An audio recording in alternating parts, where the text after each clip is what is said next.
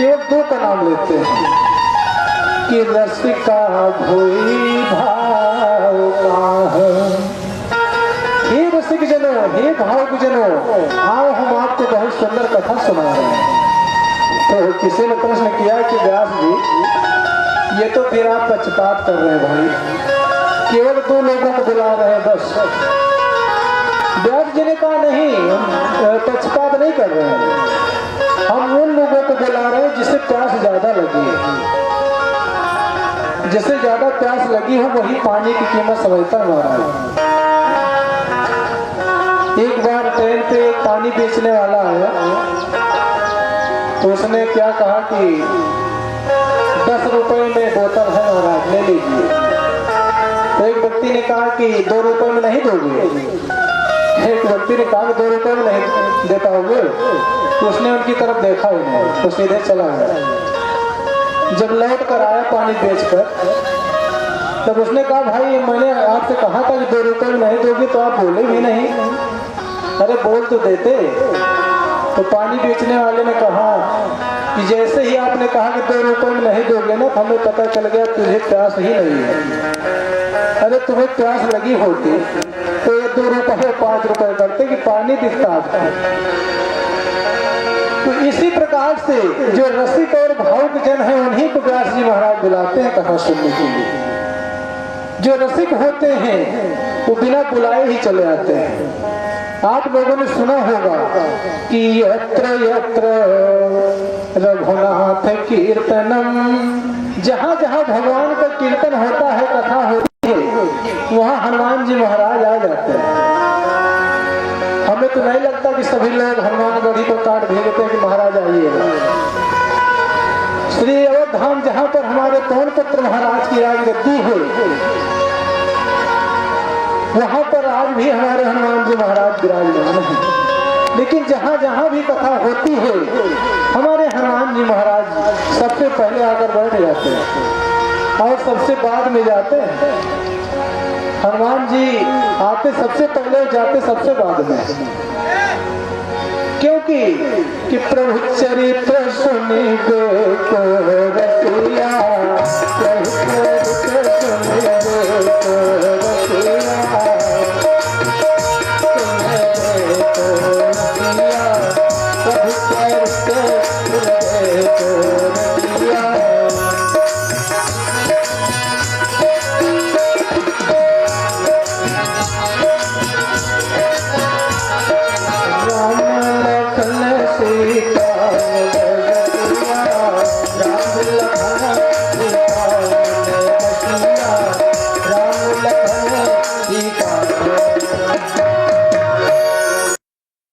सबसे पहले आते हैं, सबसे बाद में जाते हैं। हमारे सदगुरुदेव श्री राजेश्वरानंद जी महाराज जालौन के निवासी ये कथा सुनाते थे कि आखिर जब हनुमान जी कथा में रहते तो गोस्वामी तुलसीदास जी को हनुमान जी कथा में ही मिले थे। जब गोस्वामी जी महाराज अपने पत्नी के फटकारने से बाबा बन गए, तब सबसे पहले कहाँ गए? सबसे पहले गए काशी। किसी ने कहा महाराज क्या पत्नी के फटकारने से बाबा हो जाते हैं? हमने कहा नहीं, ये पहले की बात थी, अब की नहीं। आप भैया अगर बाबा बनने लगे पत्नी के फटकारने से तो घर घर में बाबा ही नजर आएंगे। भाई कहाँ झगड़ा नहीं होता, कहाँ लड़ाई नहीं होती महाराज। आजकल तो हमें लगता है फटकार ज्यादा मिलती है, लेकिन इस फटकार से कोई लेना देना नहीं है, क्योंकि कुछ असर पड़ने वाला नहीं है। क्योंकि दीपक वही जलता है जिसमें घी हो, जिसमें बाती हो, तब माचिस की तीली काम करेगी। और जिसमें न घी है न बाती है तो तीली पूरी रगड़ डाल, कोई मतलब निकलने वाला नहीं है। लेकिन गोस्वामी तुलसीदास जी महाराज का पूर्व जन्म का संस्कार था कि माता रत्नावली के एक शब्द पर ही मुड़ गए और अर्धरात्रि में इनको अपने पत्नी से इतना प्रेम था ना, एक बार बिना बुलाए बिना बताए मैके चली गई। तो इन्होंने सोचा कि हम भी चले जाएं। कि रात अंधियारी जाए पहुंचे ससुरारी, आधी रात जी महाराज रात 12 बजे थे। अरे रात अंधियारी जाए पहुंचे ससुरारी, और जाग बोली प्रिय प्यारी तुझे पार किया कौन। आज माता रत्नावली सो रही हैं और तुलसीदास जी महाराज रात 12 बजे पहुंच जाते हैं। माता रत्नावली उठकर बैठ गई। अरे स्वामी, ये रात्रि को 12 बज रहे हैं, ये तुम्हारा आने का समय है। यमुना जी आपने कैसे पार किया? गोस्वामी जी ने कहा, मुआ मानो पकड़, मुआ मानो पकड़। हे देवी, मूर्ति को मैंने नाव बना दिया। अच्छा तब तो ठीक है, लेकिन यहाँ भवन तो कैसे चढ़ाए? अरे रजू जानी भुजंग चढ़ी आयो तेरे भवन। हे देवी, एक शर्त लटक रहा था ना, तो उसी को हमने सोचा रस्सी है, उसी को पकड़ के चढ़ाया। अब देखिए दोस्तों, इतना प्रेम महाराज कि सर को रस्सी में कोई भेद नहीं मिल रहा है। पत्नी से इतना प्रेम है कि गोस्वामी तुलसीदास जी महाराज माता रत्नावली के उस स्थान पर पहुंच जाते हैं। लेकिन कारण, गोस्वामी जी से जैसे ही रत्नावली ने कहा कि इतना प्यार आपने हमसे किया ना, वही प्रेम अगर नारायण से कलर कल्याण हो जाए। कि रत्ना बोली मैं तो जागी, अरे आप अभी तक सोए। हे स्वामी, मैं तो जग गई लेकिन आप अभी तक सो रहे हैं। अरे त्यागो काम राम की भक्ति करो निर्मल सी, सीताराम जी त्यागो काम राम की भक्ति करो निर्मल सी,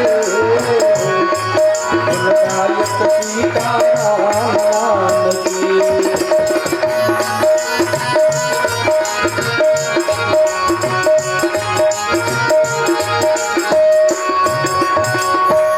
माता रत्नावली ने कहा कि हे स्वामी, आप जितना प्यार प्रेम हमसे करते हो ना, आज गोस्वामी तुलसीदास जी महाराज एक ही शब्द पर मुड़ जाते हैं और तुरंत जंगल की तरफ चल देते हैं कि पायो पति परिणाम, पत्नी ने तन तपायो, पायो पति परिणाम। आज माता रत्नावली ने अपने स्थल को तपा दिया महाराज।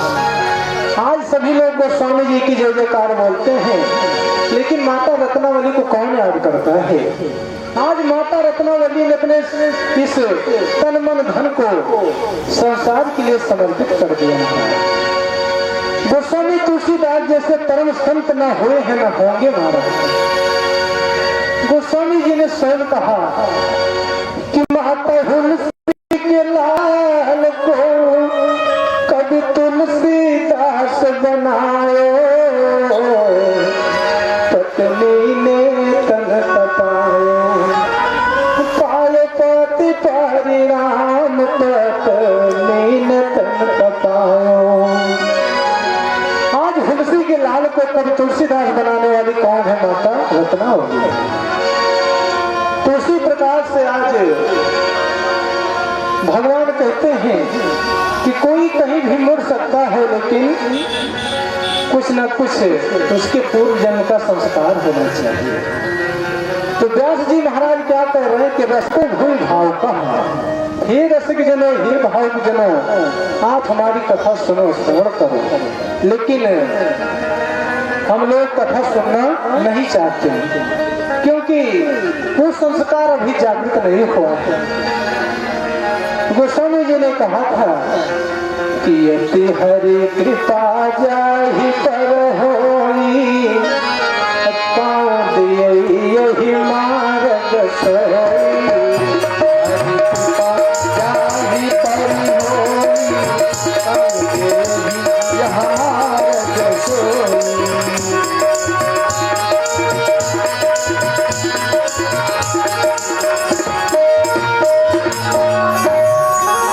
हरि कृपा जाय पर होई, तो पाँव दिए यही मार्ग सोई। जिस पर भगवान की विशेष कृपा होती है ना, वही इस मार्ग की तरफ बढ़ता है। आज श्री व्यास जी महाराज रसिक जनों को और भावुक जनों को बुलाते हैं कथा श्रवण करने के लिए। आज श्री सूत जी महाराज नैमिषारण्य की पावन भूमि में 88,000 ऋषियों को ये मंगलमयी कथा सुना रहे हैं। तेरा दर्श पाने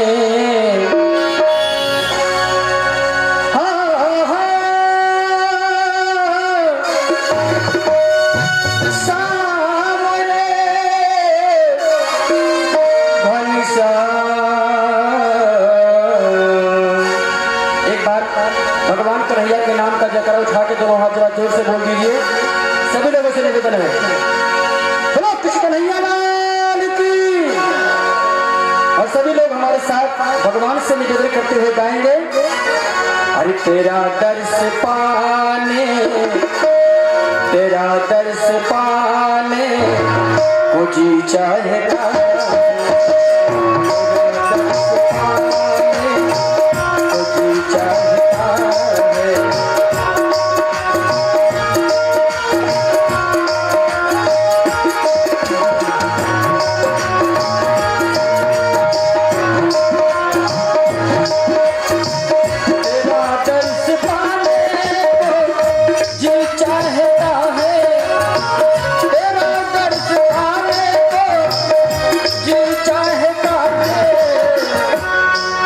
खुदी को मिटाने तुझी में समाने।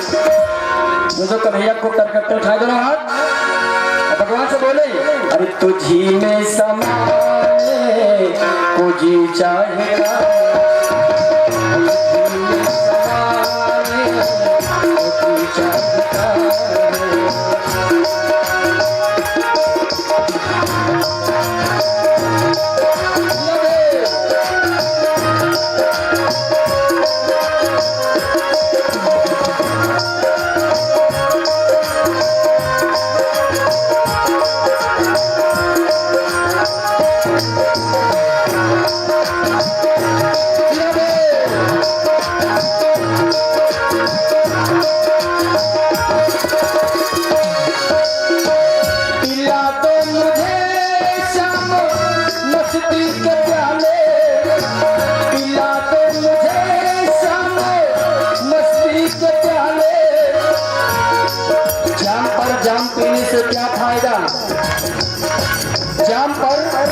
जाम पीने से क्या फायदा, शाम को पी सुबह को उतर जाएगी।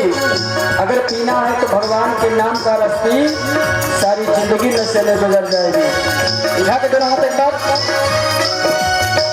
पिला के मुझे शाम मस्ती के प्याले, पिला के मुझे शाम मस्ती के प्याले,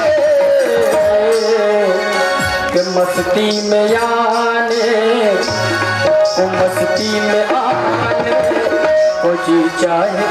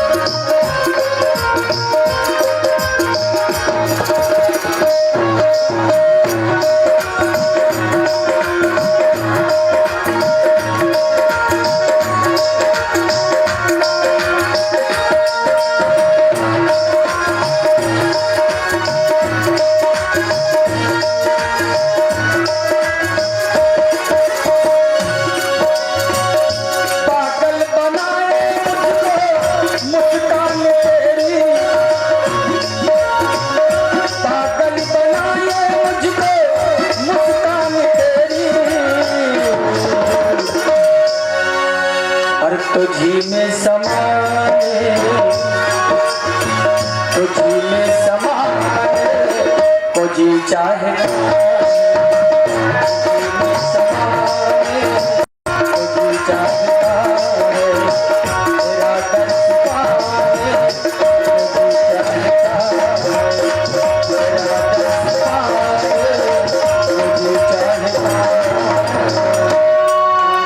भक्तवत्सल भगवान की जय। इस प्रकार से आज नई सारण की पावन भूमि में श्री सूत जी महाराज सौनकादिक ऋषियों को ये मंगलमयी कथा सुना रहे हैं। ये नई सारण का क्या है महाराज? जहाँ पर इस चंचल मन को स्थिरता मिले वही है नयन सारण। जहाँ पर ब्रह्मा जी के द्वारा भेजा गया चक्र स्थिर हो गया वही चक्र तीर्थ बन गया। जहाँ पर एक एक निमिष का महत्व हो वही है नयन सारण। उस पावन भूमि में आज श्री सूत जी महाराज जो सौनकादिक प्रधान श्रोता बनकर बैठे हैं, 88,000 ऋषि मुनि का 1,000 वर्ष का सत्संग सत्य चल रहा है। 1,000 वर्ष तो उन ऋषि मुनियों की उम्र भी बहुत होती थी, ऐसा नहीं है। हम लोग का तो जीवन 10-20 साल का है, लेकिन उसमें जितने महात्मा थे सब 10-10, 20-20 हजार वर्ष के आयु वाले थे। तो 1,000 वर्ष उनके लिए कोई बहुत बड़ी बात नहीं थी। आज सौनक जी ने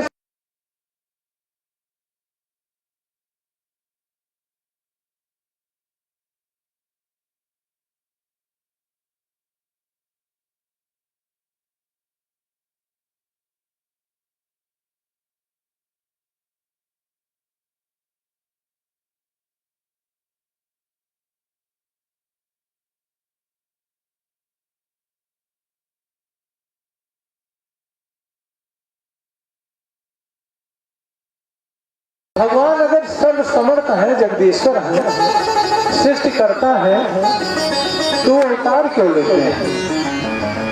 भाई अगर ये कहा जाए कि रावण को मारने के लिए भगवान राम आए, कंस को मारने के लिए भगवान कृष्ण आए, तो जब वो सृष्टि की रचना कर सकते हैं तो प्रलय भी कर सकते हैं, दुष्ट को मार भी सकते हैं, उन्हें आने की जरूरत क्यों पड़ती है?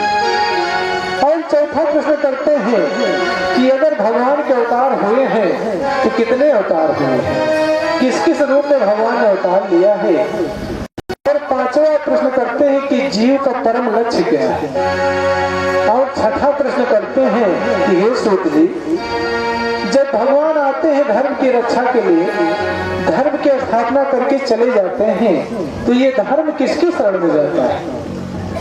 आज सूत जी से जब सौनक जी ने इस प्रकार से प्रश्न किया, तब सूत जी ने सोचा कि अभी तक तो ठीक था, साधारण सवाल था, सबका उत्तर दे दिया मैंने, लेकिन अब तो परम लक्ष्य बताना है, भगवान के अवतार की चर्चा करना है। तब अभी तो गुरु जी की स्तुति ही नहीं की, अभी मंगलाचरण भी नहीं हुआ। तो अब श्री सूत जी महाराज श्री सुखदेव जी महाराज का मंगलाचरण कर रहे हैं कि यम प्रप्रजन्तम पेतम पेत कृतम द्वैपायनो विरह कातरया जुहावो पुत्रेति तन्मयतया तरवोऽभिनेदुवस्तम सर्वभूत हृदय मुनिमानतो वस्मी। वो हमारे गुरुदेव सुखदेव जी भगवान कैसे हैं? प्रव्रजंत, यहाँ पर प्रवसन लगा हुआ है कि जो जन्म लेते ही परिव्राजक हो गए। जैसे ही 12 वर्ष के बाद श्री सुखदेव जी महाराज 12 वर्ष तक माँ की पेट में रहे, इन्होंने जन्म ही नहीं लिया। भगवान जाकर स्वयं बताए कि पुत्र बाहर आओ, तुम्हें हमारी माया नहीं घेरेगी। तब 12 वर्ष के बाद इनका जन्म होता है। बोलिए श्री सुखदेव जी भगवान की जय। आज श्री सुखदेव जी महाराज जन्म लेते ही जंगल की तरफ चले जा रहे हैं। व्यास जी महाराज बेटा बेटा कहकर पुकार रहे हैं, लेकिन सुखदेव जी महाराज मुड़कर देख भी नहीं रहे, सीधे जंगल की तरफ। आज श्री सूत जी महाराज उन्हें सुखदेव जी के श्री चरणों की वंदना करते हैं और कहते हैं हमारे ऐसे गुरुदेव हैं जो प्रव्रजंत का अर्थ हुआ जो जन्म लेते ही परिव्राजक हो गए, जिन्होंने अभी संसार भी नहीं देखा, माँ बाप का श्रीमुख भी नहीं देखा, केवल जन्म हुआ और जंगल के लिए चल दिए। ऐसे परम वैराग्यवान हमारे सुखदेव जी महाराज हैं। भगवान की विनती करने के बाद ये बाहर निकले हैं महाराज। तो ऐसे गुरुदेव जी के श्री चरणों में हम सब मिलकर प्रणाम करते हैं। बोलिए श्री सद्गुरुदेव भगवान की जय हो। और क्या पूछते हैं कि महाराज भगवान के अवतार लेने का कारण क्या है? यही प्रश्न माता पार्वती जी ने श्री राम कथा में भोले बाबा से भी किया था कि आखिर भगवान को आने की जरूरत क्यों पड़ती है। तो भोले बाबा ने 2-4 अवतार की कथा सुनाई, लेकिन पहले क्या कहे थे कि राम जन्म के है तो अनेका, हे देवी परम विचित्र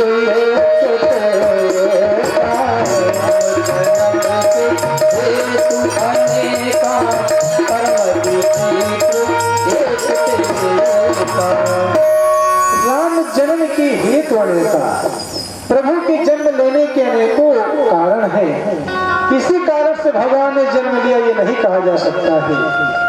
आज श्री सूत जी महाराज शौनकादिक ऋषियों को ये सुंदर कथा सुनाने के पहले भगवान ने की स्तुति करते हैं कि नारायण नमस्कृत नरं चैव नरोत्तमं देवी सरस्वती व्यासं ततो जयमुदीरयेत्। सर्वप्रथम श्रीमन नारायण भगवान के श्री चरणों की वंदना, माता भगवती सरस्वती जी के चरणों की वंदना, उसके बाद अपने गुरुदेव जी की वंदना करने के बाद ही इस ग्रंथ अर्पण करते हैं, श्रवण कराते हैं। क्योंकि इस संसार में अगर सबसे उचित और सबसे बढ़िया चीज है तो क्या महाराज? बुद्धि। और बुद्धि मिलती किसकी कृपा से? ब्रह्मा जी की कृपा से। और ब्रह्मा जी की पुत्री कौन है? सरस्वती जी। सरस्वती जी की कृपा से ही बुद्धि निर्मल होती है महाराज। तो आइए हम लोग भी माँ सरस्वती की वंदना कर लें कि सरस्वती माँ स्वर की दाता कर मेरा झनका ले मिले हो यार मैया जब जन के हरता तेरा माँ प्यार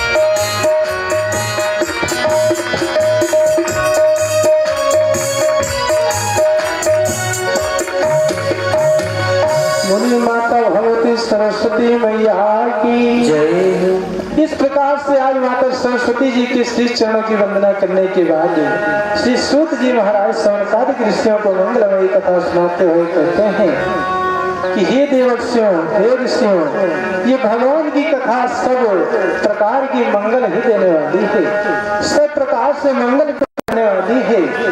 आज शौनक जी महाराज फिर प्रश्न करते हैं कि हे गुरुवर, उस परम तत्व का अगर विविध रूपों में अवतार हुआ ना, तो जो 24 अवतारों का निरूपण है वो भी आपने सुनाइए। श्री सूत जी कहते हैं कि आगे की कथा में आपको सविस्तार वो कथा सुनाएंगे। तो शौनक जी ने फिर प्रश्न किया कि महाराज, जिस भागवत का आप उपदेश दे रहे हैं, जिस भागवत की कथा आप सुना रहे हैं हमें, तो इस भागवत की रचना किसने किया, कि किसके द्वारा विरचित है, इसकी रचना किसने की, कब की, क्यों की और कहाँ की? आज जब इस प्रकार से सौनक जी ने प्रश्न किया ना, तब सूत जी कहते हैं कि हे ऋषियों, कि द्वापर समन प्राप्त तृतीय युग जाता पराशर देवी वास जाम कलया हरे है। जब भगवान श्री द्वापर के अंत में भगवान श्री कृष्ण देवताएं ने वेद व्यास जी का प्राकट्य होता है ना, उस समय आज वेद व्यास जी महाराज जी इस कलयुग के कलुषित प्राणियों की तरफ जब देखते हैं, उनकी दृष्टि जाती है तब बड़े दुखी हो जाते हैं। जो ऋषि मुनि होते हैं महाराज, ये भविष्य दृष्टा होते हैं, त्रिकालदर्शी होते हैं, ये तीनों कालों को प्रत्यक्ष देखते हैं। जब वेद व्यास जी ने इस संसार के जीवों पर अपनी दृष्टि डाली तब बड़े दुखी हो गए। मन में क्या सोच रहे हैं कि जो इस संसार में आने वाले प्राणी होंगे ना, वो बुद्धिहीन होंगे और बुद्धिहीन के साथ साथ भाग्यहीन भी होंगे। अगर हम लोगों के पास कुछ न हो, भगवान ने अगर बुद्धि विवेक दिया हो ना, तब भी हम अपने परिवार का भरण पोषण किसी तरीके से कर लेंगे। अगर बुद्धि भी न हो, भाग्यशाली हो तब भी काम चल जाता है, किसी न किसी का सहारा मिला करता है। लेकिन अगर बुद्धि भी न हो, भाग्य भी न हो, तब कैसे जीवन चलेगा? कि मंदा सुमंद मतियो मंद भाग्य हरि पुत्रता। व्यास जी कहते हैं आने वाले कलुषित प्राणियों का जो जीवन है वो भाग्यहीन भी है और बुद्धिहीन भी है, इनका कल्याण कैसे होगा? तो व्यास जी ने क्या किया, ये पहले जो वेद है ना, पहले एक वेद था, इसके 4 विभाग कर दिए, ऋग्वेद, यजुर्वेद, सामवेद और अथर्ववेद। 4 वेद बना दिए, 4 वेदों की रचना की। 4 वेदों की रचना करने के बाद फिर व्यास जी के मन में संतोष नहीं हुआ। वो सोच रहे कि वेद पढ़ना सबके बस की बात नहीं है, बड़ा कठिन है, दुस्तर है, इसका अर्थ सबके समझ में नहीं आएगा। तो 5वें वेद के रूप में महाभारत की रचना किया कि जिनका मन लौकिक धर्म में लगेगा ना, महाभारत पढ़ के कुछ ज्ञान अर्जित करेंगे। लेकिन फिर भी मन को संतुष्टि नहीं मिली। फिर धीरे धीरे करके वेद व्यास जी ने 17 पुराण लिख डाले, 17 पुराण की रचना किया। लेकिन अभी भी के मन में संतुष्टि नहीं है, बड़ी चिंता में अपने आसन पर बैठे हैं। लेकिन कुछ सोच ही रहे थे मन ही मन कि क्या किया जाए, कुछ समझ में नहीं आ रहा है। उसी समय बड़ी सुंदर ध्वनि सुनाई पड़ी।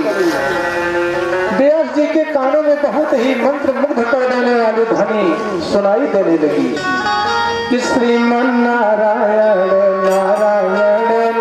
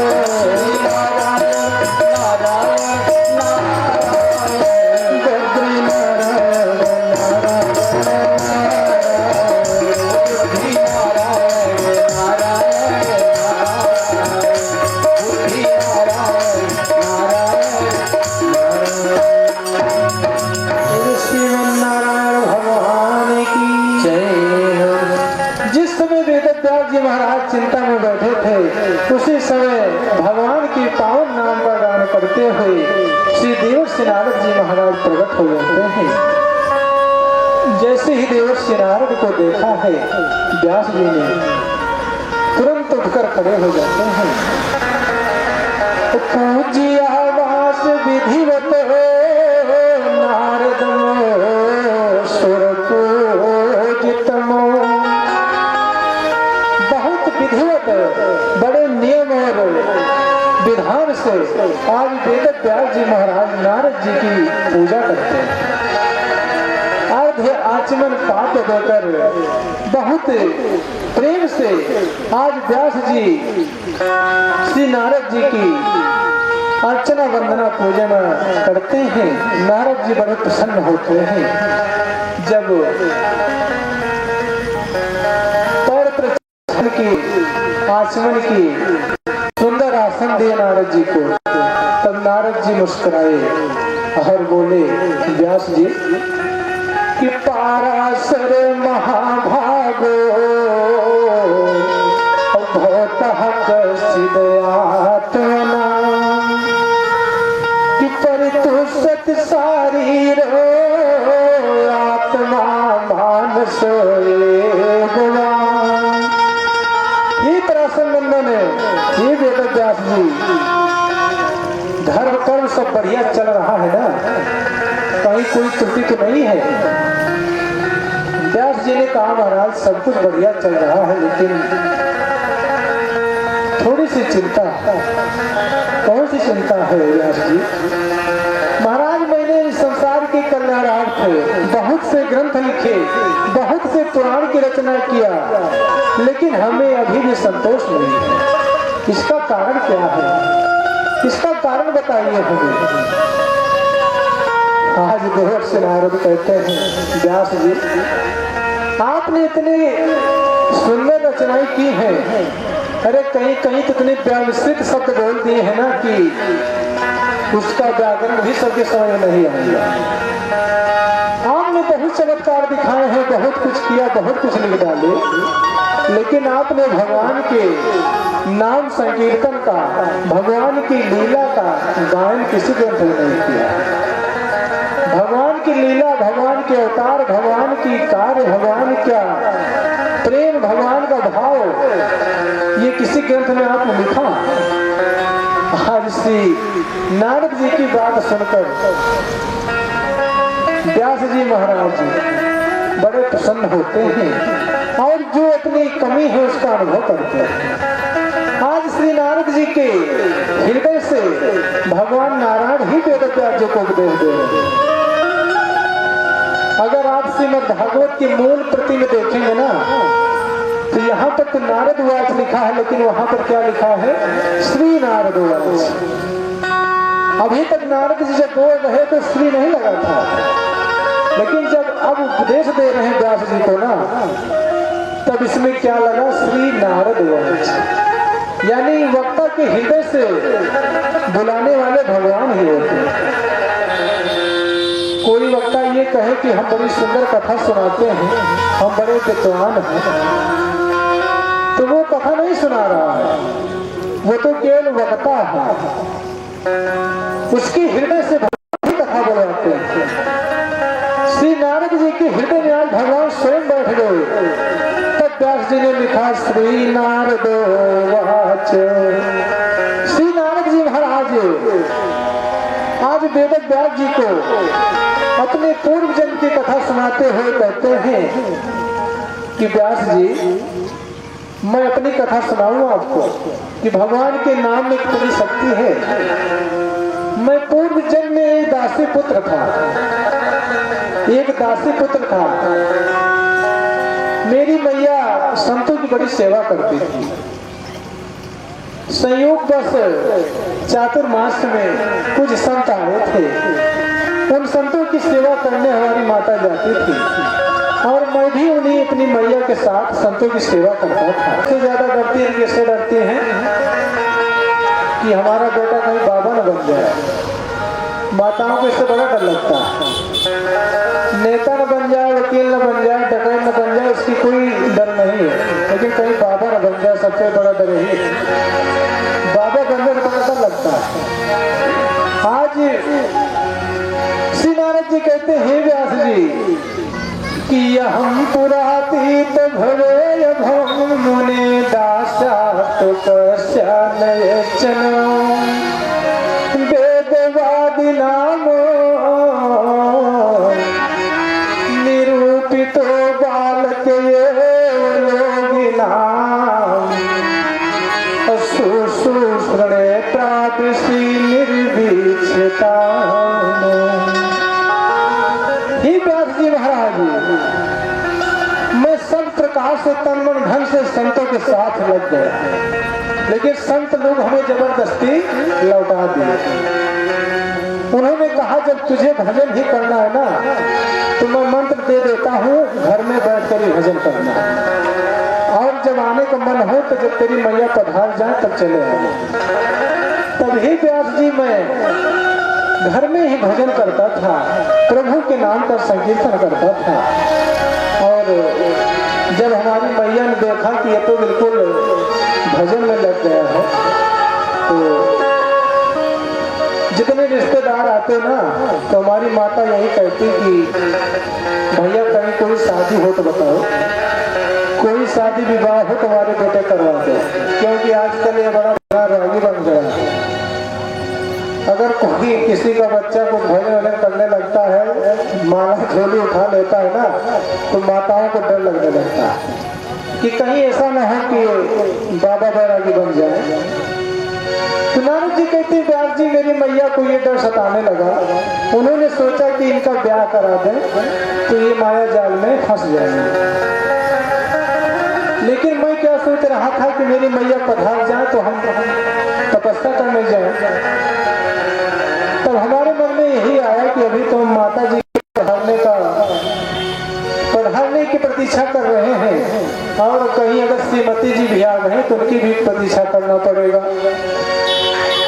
तो आज व्यास जी से नारद जी कह रहे हैं कि महाराज हमारे मन में बड़ी ग्लानि हुई, लेकिन भगवान की कृपा से हमारी मैया शाम को गाय धोने जा रही थी, और रास्ते में एक सर्प ने मेरी मैया को काट दिया, मेरी मैया मर गई। बच्चों ने दौड़कर हमें बताया कि मेरी मैया मर गई, तो हम मन ही मन बड़े प्रसन्न हो, लेकिन अब ऊपर से थोड़ा सा रोना धोना शुरू की कि नहीं तो ये संसार वाले हमें गाली देंगे कि मैया के मरने की खुशी मनाता है। तो ही व्यास जी महाराज जी जब हमारी माता जी पधार गई ना, तब उसी समय हम तब करने के लिए चल देते हैं। लेकिन अब वो महात्मा तो बहुत पहले निकल गए थे, वो कहाँ मिलेंगे हमें। एक वृक्ष की छाया में हम बैठ गए, और वृक्ष की छाया में बैठकर उन पार ब्रह्म परमात्मा अखिल ब्रह्मांड में सचराचर जगत नियंता भगवान श्री कृष्ण कन्हैया के स्वरूप का ध्यान करने लगा। और ध्यान करते करते महाराज एक भगवान की सुंदर छाया आती है, एक सुंदर सी झलक आती है। उस झलक को देखकर मैं व्यामोहित हो जाता हूँ। उस झलक को देखते ही हे व्यास जी महाराज हम बिल्कुल उस झलक के पीछे ही पड़ जाता हूँ, लेकिन अगले ही क्षण वो झलक गायब हो जाती है। आज नारद जी कहते हैं व्यास जी जैसे ही वो भगवान की सांवली सूरत मोहनी मूरत गायब होती है ना, तुरंत में छटपटा उठता हूँ इस प्रकार से जैसे किसी मछली को जल से अलग कर दिया जाए। आज मैं बहुत दुखी हो गया महाराज। फिर मैं रोने लगा, फिर ध्यान करने लगा, लेकिन भगवान ने तुरंत आकाशवाणी कर दिया कि हे पुत्र अभी तो परिपक्व चेला नहीं है, अभी तो परिपक्व वैरागी नहीं हुआ है, तेरे अंदर अभी कमी है। कैसे ही भजन करता रहेगा तो किसी न किसी दिन हम जरूर आपको दर्शन देंगे। रहोगे भजन धीरे धीरे, भजन धीरे धीरे तो मिल जाएगा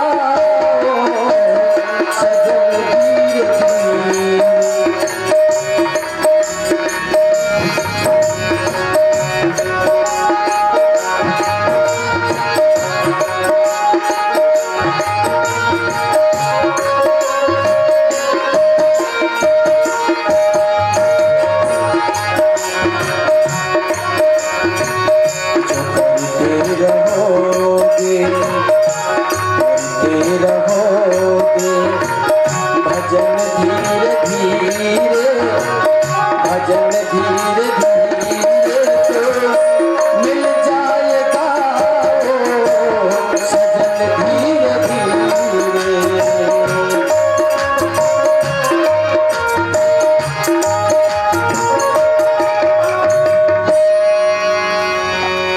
बोलिए भक्तवत्सल भगवान की जय हो।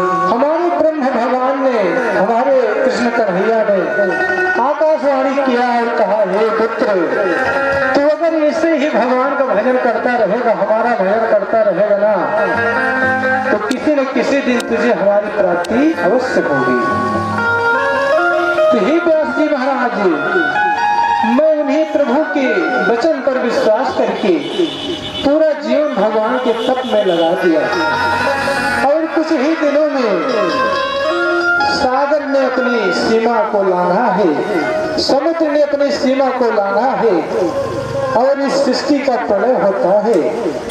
और जब पुनः भगवान विष्णु इस सृष्टि का सृजन करते हैं ना, तो जो पूर्व जन्म में दासी पुत्र था, तो इस जन्म में मैं ब्रह्मा पुत्र नारद बनकर प्रकट होता हूँ। बोले संत भगवान की जय। हे महाराज, हे व्यास जी, मैं पूर्व जन्म में दासी पुत्र था, लेकिन भगवान के नाम का चमत्कार देखी, मैं इस जन्म में ब्रह्मा का पुत्र बनकर पैदा हुआ। ये भगवान के नाम का चमत्कार है। और इस जन्म में भी मैं हमेशा निरंतर भगवान के नाम का ही संकीर्तन करता था। एक बार भगवान से मैं नारायण के समक्ष मैंने इतना सुंदर नृत्य किया ना, इतना सुंदर ठुमक ठुमक कर नाच दिखाया भगवान को, कि श्रीमन नारायण भगवान हमारे प्रसन्न हो गए। और प्रसन्न होने के बाद हमें अपनी वीणा प्रदान कर दी। देव दत्ता मीमां वीणां अस्तर ब्रह्मा विभूषिता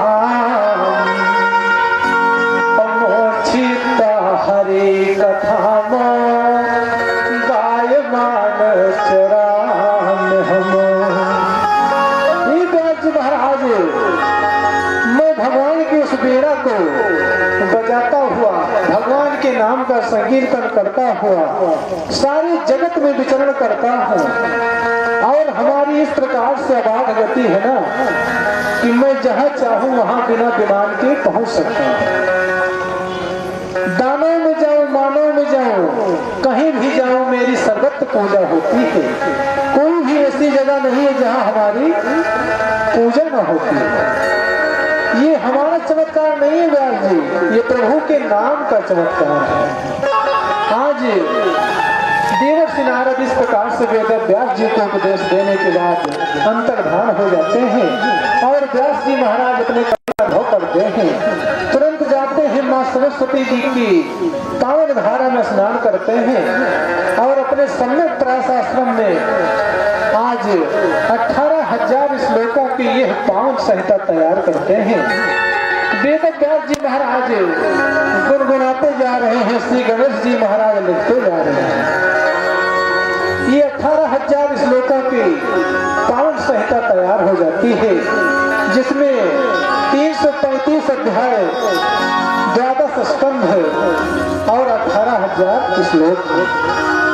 यह कथा श्रीमद् भागवत कथा के रूप में तो दिखाई पड़ती है, लेकिन स्वरूप किसका है? भगवान श्री कृष्ण कन्हैया का।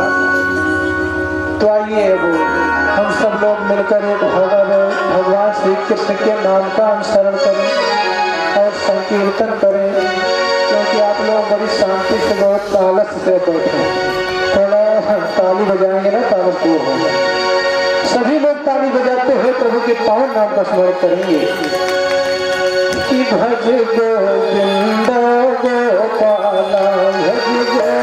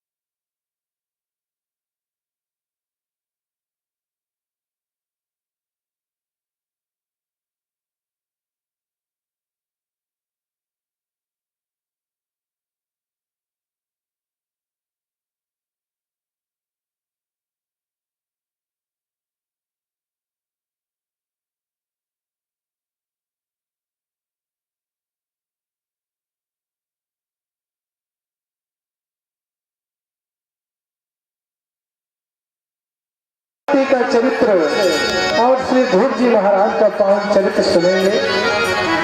आइए अब हमारे संगीत के अर्जुन जी से भजन सुने, इसके बाद आरती है।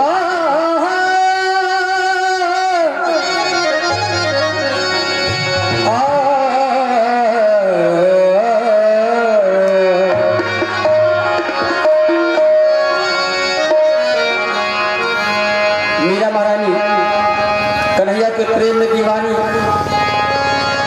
और अपना सब कुछ भूल करके और कन्हैया की हो गई। आइए भजन में सुनिएगा।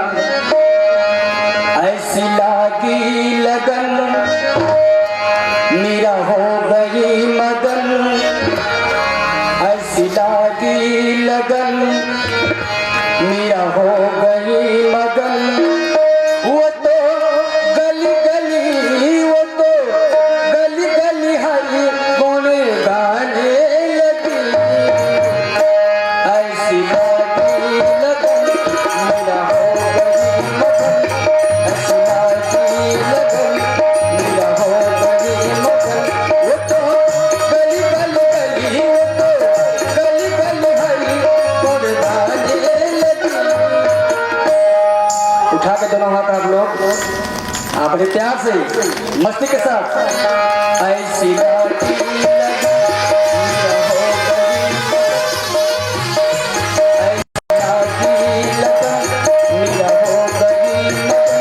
वो तो गली गली गली, वो तो गली गली हरी गुण गाने लगी। ऐसी लागी लगन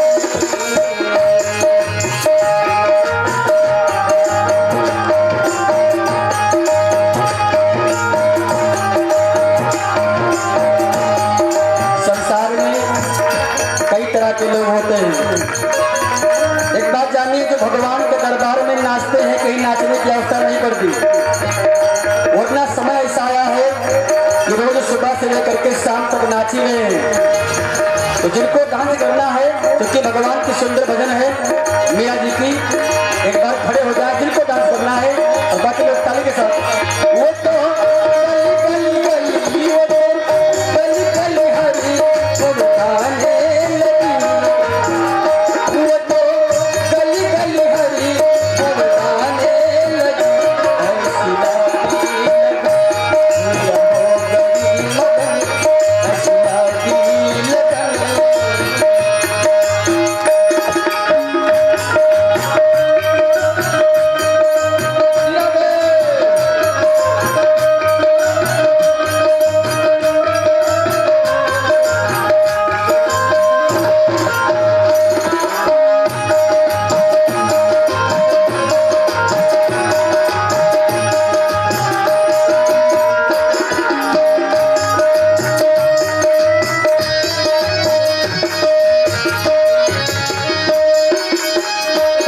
महलों में पली बन के जो तन चली, महलों में पली बन के जो तन चली।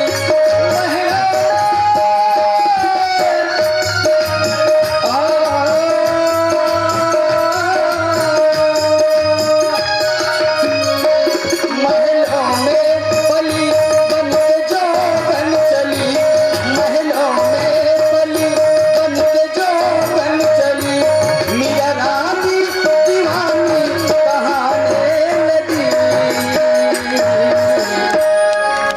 भगवान ने जिनको एक हाथ दिया एक हाथ, जिनको दो हाथ दिया है दो हाथ, और जिनको नहीं दिया है कोई बात नहीं, लेकिन जिनको दिया है उठाए दो हाथ और ताली के साथ। ऐसी लागी लगन मीरा हो गई मगन, ऐसी लागी लगन मीरा हो गई मगन। वो तो गली गली गली, वो तो गली गली हरी गुण गाने लगी। ऐसी लागी लगन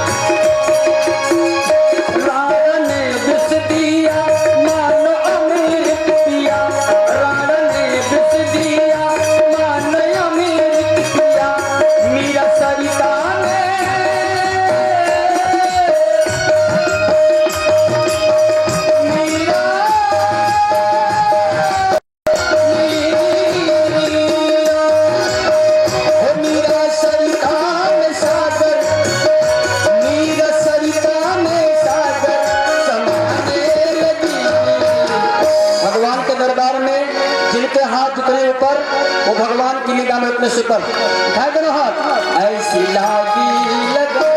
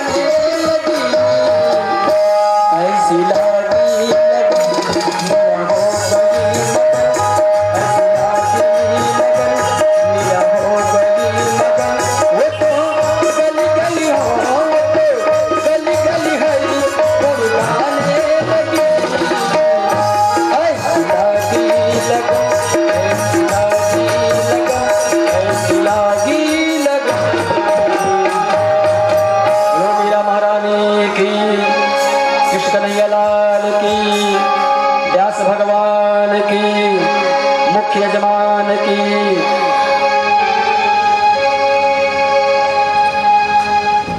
आप लोग अपने स्थान पर खड़े हो जाएंगे, आरती होगी।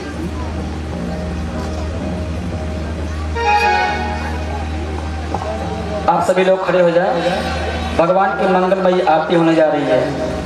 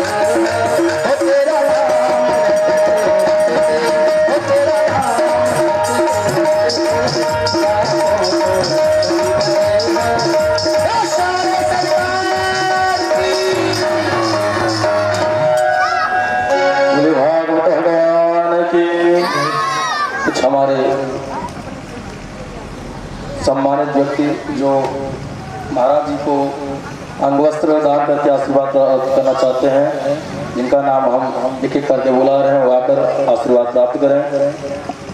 श्री अयोध्या प्रसाद तिवारी जी, श्री धर्मराज द्विवेदी जी, श्री कृषि जी, श्री कृष्ण कुमार तिवारी जी, श्री धर्मेंद्र सिंह जी, श्री ध्रुवराज सिंह जी,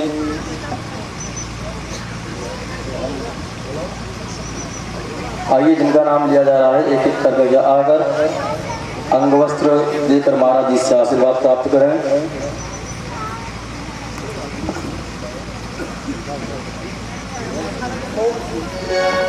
श्री सोम सिंह जी, श्री सर्वजीत सिंह जी, श्री अजीत सिंह जी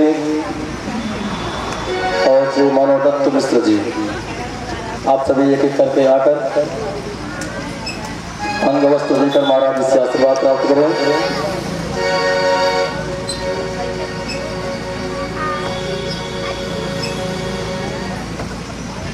आपकी तालियां जोरदार।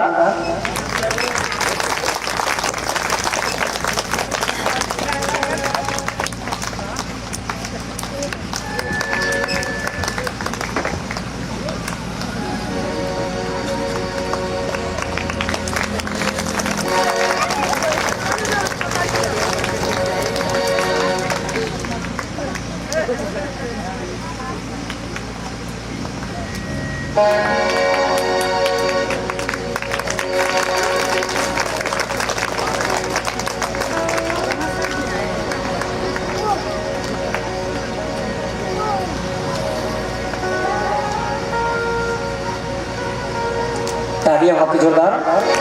सुंदर क्षण हमेशा के लिए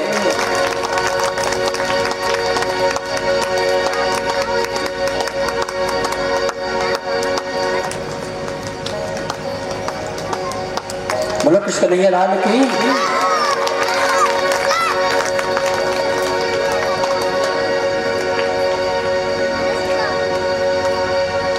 समस्त अग्रजों का धर्म मंच की तरफ से हार्दिक हार्दिक स्वागत वंदन अभिनंदन है।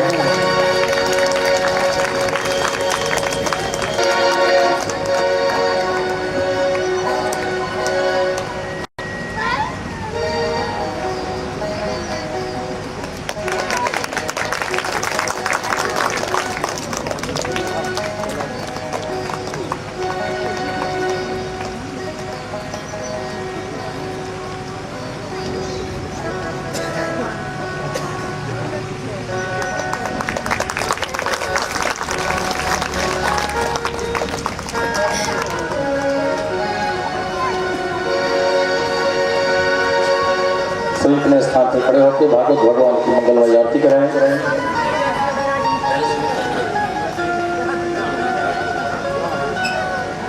ओम एदगुण जननम में अस्पुरशवीरगुण सर्वगणगुण सुस्थाय आत्मसनि प्रजासनि पशुसनि लोकसन्यभयसनि अग्निः प्रजां बहुलां मे करोत्वन्नं पयोरेतो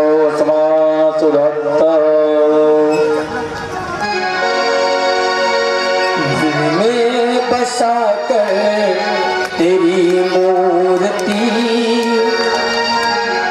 मन में बसा कर तेरी मूर्ति उतारो मैं गिरधर तेरी आरती बसा कर तेरी मूर्ति उतारो मैं गिरधर तेरी आरती।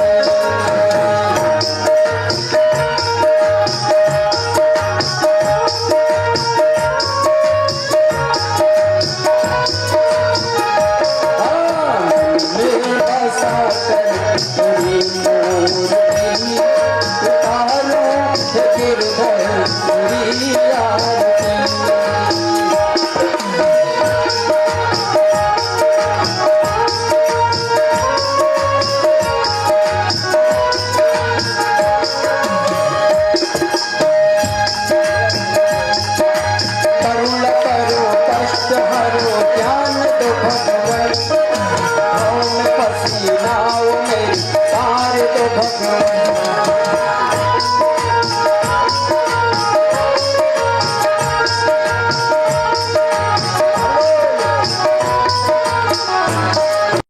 करुणा करो कष्ट हरो ज्ञान दो भगवान भाव में फंसी नाव मेरी तार दो भगवान।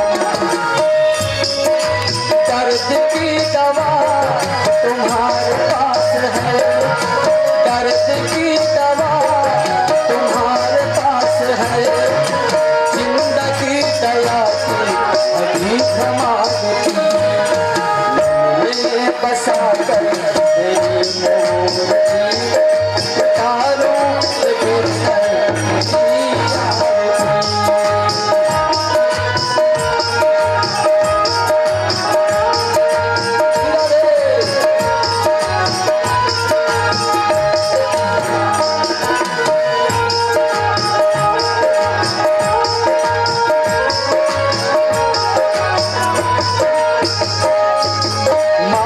तुझसे क्या मैं सोचूं भगवान, जिंदगी जब तेरे नाम कर दी अर्पण।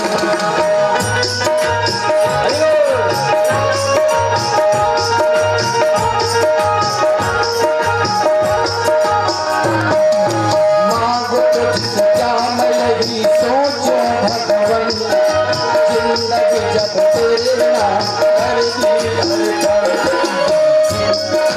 सब कुछ तेरा कुछ नहीं मेरा, सब कुछ तेरा कुछ नहीं मेरा, चिंता है तुमको संसार की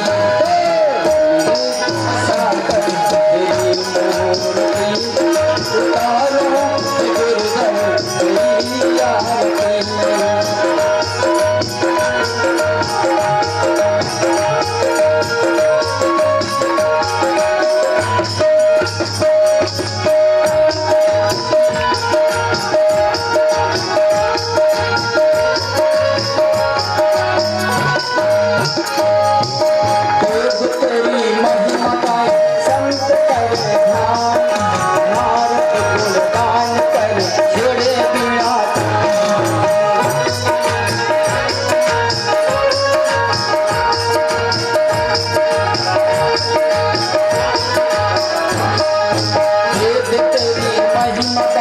संत करे ध्यान नारद गुणगान कर तेरे विराता, भक्त तेरे द्वार करते हैं पुकार, भक्त तेरे द्वार करते हैं पुकार, दास प्यास गाए तेरी आरती।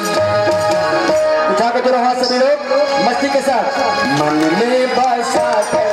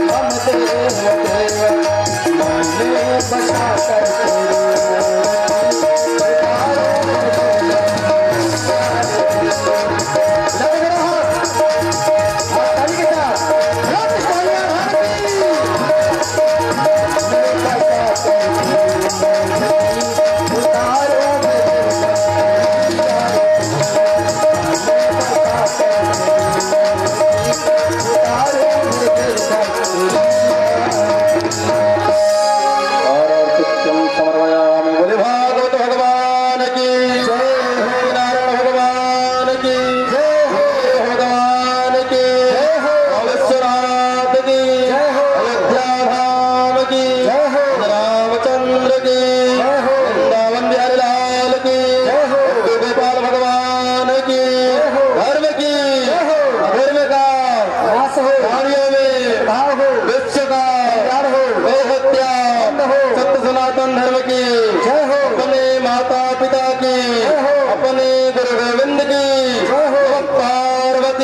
जय हर हर महादेव। जय जय श्री राधे श्याम। भारत माता की जय। आप सभी अपने स्थान पर बैठ जाएं। आरती और प्रसाद लेकर ही अपने घर को जाएंगे।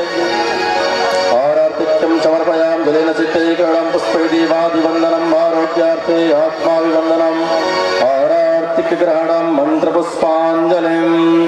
ओम जिनेन नामाय जंत देवास्तानि धर्माणि प्रथमान्यासन्न देहनाकं महिमानः स्वचन्द्र पूर्वे सात्याः सन्ति देवाः।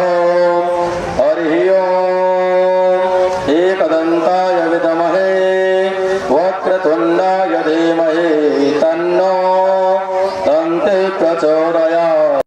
हरि ओम कात्यायन्यै च विद्महे कन्याकुमार्यै च धीमहि तन्नो दुर्गे प्रचोदयात्। हरि ओम महालक्ष्मी च विद्महे विष्णुपत्न्यै च धीमहि तन्नो लक्ष्मी प्रचोदयात्। हरि ओम नारायणाय विद्महे वासुदेवाय धीमहि तन्नो विष्णु प्रचोदयात्। हरि ओम तत्पुरुषाय विद्महे महादेवाय धीमहि तन्नो रुद्रः प्रचोदयात्। हरि ओम अंजनीयाय विद्महे वायुपुत्राय धीमहि तन्नो हनुमत् प्रचोदयात्। सेवन्तिका बकुल चाम्पक पाटलाब्जैर् पुन्नागजाति करवीर रसाल पुष्पै बिल्व प्रवाल तुलसी दल मंजरेभिः त्वां पूजयामि जगदीश्वर मे प्रसीद।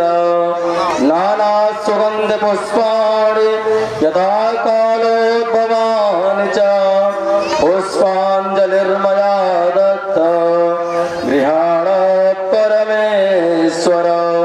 मंत्र पुष्पांजलिं समर्पयामि। पुराण पुरुषोत्तमाय नमः। बलिभागवत भगवान की जय हो। सभी अपने स्थान पर बैठे रहिए।